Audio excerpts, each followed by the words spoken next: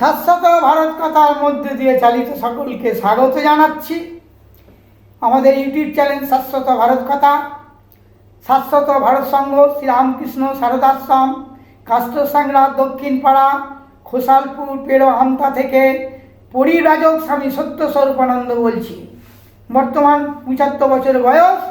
আমি বেলু রামকৃষ্ণ মঠ মিশন থেকে প্রভু মহারাজ স্বামী বীরেশানন্দ দশম অধ্যক্ষ মঠের অধ্যক্ষ কাছ থেকে আমার 10-12 বছর বয়স যখন ছিল আমি দীক্ষিত। আমার এইটুকু সংক্ষিপ্ত পরিচয় দিলাম। খুব গরিবের ছেলে, সেটা পরের কথা।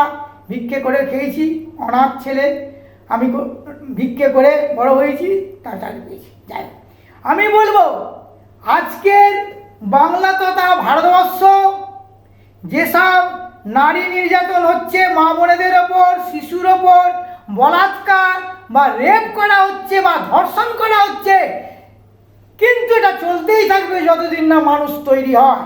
আমাদের বৈদিক প্রথা অনুযায়ী 4টে ধর্মের আমরা অন্তর্গত। ভারতবর্ষের সনাতনী ধর্ম অনুযায়ী, বেদ পুরাণ উপনিষদের অনুযায়ী মুখে আমরা বলবো সনাতনী ধর্ম, আমরা হিন্দু, কিছুতেই আমরা বলি না ভেক। সমস্ত ভণ্ডামি আমরা করছি মঠ আশ্রম গৃহস্থ থেকে। হ্যাঁ, আমি বলবো শিক্ষা আগামী ভবিষ্যতে যদি এইসব বন্ধ করতে হয়, প্রাথমিক স্তর থেকে মাধ্যমিক, উচ্চ মাধ্যমিক, মহাবিদ্যালয়, বিশ্ববিদ্যালয় পর্যন্ত ছাত্রছাত্রীদের বাল্যকাল থেকে 25 বছর পর্যন্ত, 18-25 পর্যন্ত বৈদিক প্রথা অনুযায়ী ব্রহ্মচর্য পালন করতে হবে। সে ঘরে থাকুক, আর আবাসিক বিদ্যালয় তৈরি করতে হবে। আবাসিক, আগেকার দিনে আবাসিক বিদ্যা ছিল গুরুকুল। কোথায় ছিল গুরুকুল? হ্যাঁ, সেই গুরুকুল কোথায়? গুরু যারা ভারতবর্ষের মুনি ঋষিরা, তারা ওরা শিক্ষা দেবে। তখনকার রাম অযোধ্যা, ত্রেতা যুগে, দাপর যুগে কৃষ্ণ, সন্দীপী মুনিতে শিক্ষা লাভ করেছে, ওদিকে বড়দা, সমস্ত এই শিক্ষা ফিরিয়ে আনতে হবে। তবেই বলবো ভারতীয়। ভারতে জন্মালে ভারতীয় হয় না। ভারতীয় সংবিধান অনুযায়ী ভারতীয় নাগরিক হওয়া যায়, কিন্তু ভারতীয় হওয়া যায় না। ভারতীয় বড় কঠিন। আমি নিজের প্রাণে ভারতীয় হবে, হিন্দু সনাতনী আধ্যাত্মিকবাদী হতে হবে।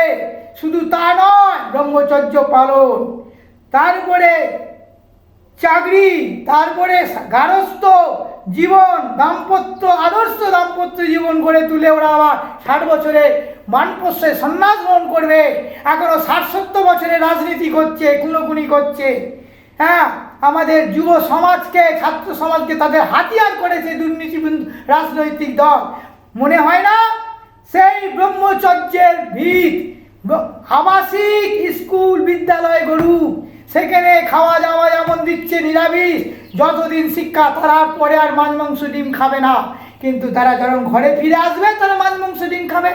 মাছ মাংস ডিম আমিষ খেয়ে কেউ ভালো হয় না, চরিত্র কোনোদিন ভালো হয় না। ভারতবর্ষে মানুষ পশুদের খাদ্য, মাছ মাংস ডিম মানুষের খাদ্য নয়, পশুদের খাদ্য। কেউ যদি বলে আমি মাছ মাংস দিয়ে সৎ হতে পেরেছি, সম্পূর্ণ তার মতো মিথ্যাবাদী কেউ নেই। আমিও একসময় মাছ মাংস ডিম খেয়েছি।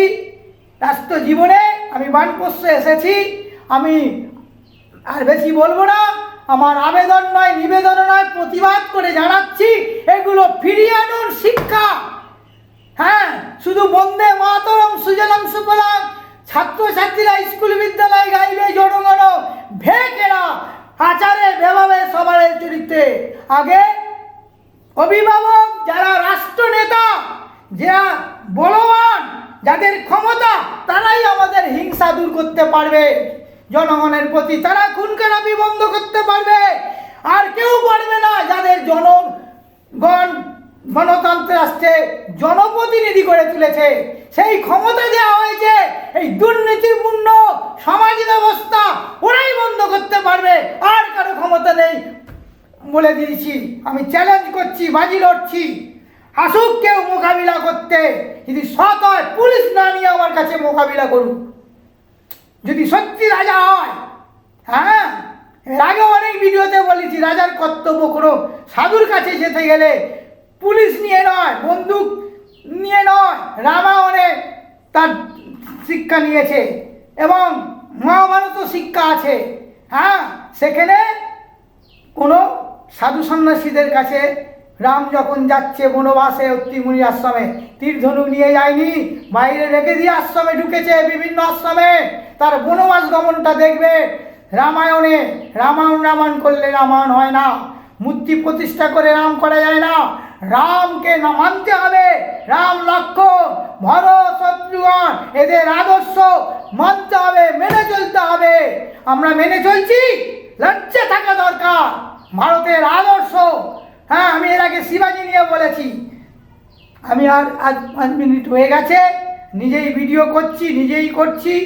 হ্যাঁ, আমি বলবো ব্রহ্মচর্য পালন না ছাড়া কিছুতেই, আমি চ্যালেঞ্জ করছি, হলফ করে আমি স্বামী পরিবারের সত্যস্বরূপানন্দ বলছি, যে কোনো মঠ আশ্রমে রামকৃষ্ণ মিশন ছাড়া বিভিন্ন মঠ মিশনে আবাসিক শিক্ষা লাভ করছে ছাত্রছাত্রীরা, তাদের ব্রহ্মচর্য চায়, কিন্তু সাধু সন্ন্যাসীদের ব্রহ্মচর্য নেই, ব্রহ্মচারীদের ব্রহ্মচারী নেই। তারা কি করে জাগাবে ছাত্রের প্রাণ? এই তো সেদিনে ওই চাপে খেয়ে খুন হয়ে গেল। যাই হোক, রামকৃষ্ণ নরেন্দ্রপুরে যেটা শুনছি বুঝছি, কিন্তু এর জন্য দায়ীকে এই মহারাজ দায়ী, পরিবেশ দায়ী। আমি সারা ভারতবর্ষ ঘুরেছি, এমনি পরিবারক নাম দিইনি, পরিবার স্বামী সত্য স্বরূপানন্দ। সারা ভারতবর্ষে মঠ আশ্রম মন্দির সমস্ত খুঁজেছি, সমস্ত। এই তো সেদিনে আমি এতে গেছিলাম, এতে নামটা মনে আসছে কোনো আশ্রমে, সেখানে ব্রাহ্মণ তৈরি হয়, সেখানে মা বাবারা মাছ মাংস ডিম দিয়ে আড়ালে খেয়ে যাচ্ছে আমার জন্য। এই কি রে? হ্যাঁ, তাদের আমি ইংরেজি ভাষায় বললাম, তামিলনাড়ু, ওই নামটা বলেছি, শঙ্করাচার্যের মঠে গেছিলাম, কাঞ্চিপুরম।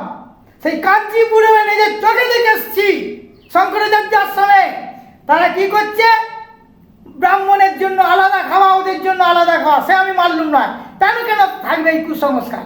কিন্তু সেখানে দেখেছি তাদের অভিভাবকরা যারা ওখানে পড়াশোনা করছে কাঞ্চিপুরম শঙ্করাচার্য মঠেতে আশ্রমে, সেখানে আমি ছিলাম, নিবাস ছিলাম, কদিন কাটিয়েছি। সেখানে কি করছে, মা বাবার বাইরে থেকে খাওয়ার মাছ মাংস ডিম নিয়ে সেই তাদের সন্তানদের খাওয়াচ্ছে। তাহলে ব্রহ্মচর্যের রানী তাদের লক্ষ্য নেই, সেই মানুষ কি হবে? আবার আমাকে বলছে কলকাতা থেকে এসেছে, ওয়েস্ট বেঙ্গল, হ্যাঁ, বলে কেসি দাসের রসগোল্লা খাবো। ঠিক আছে, তোমরা আগে নিরামিষই ভোজি হও, তারপরে আমি রসগোল্লা এনে দেবো, আগামী বছর যখন যাবো, আবার পরে যাব।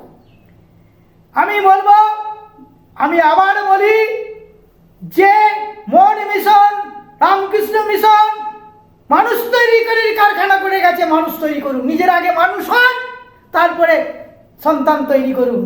ছাত্রছাত্রীদের সমস্ত ভারতবর্ষে যেন আবাসিক বিদ্যালয় হয়, স্কুলগুলো।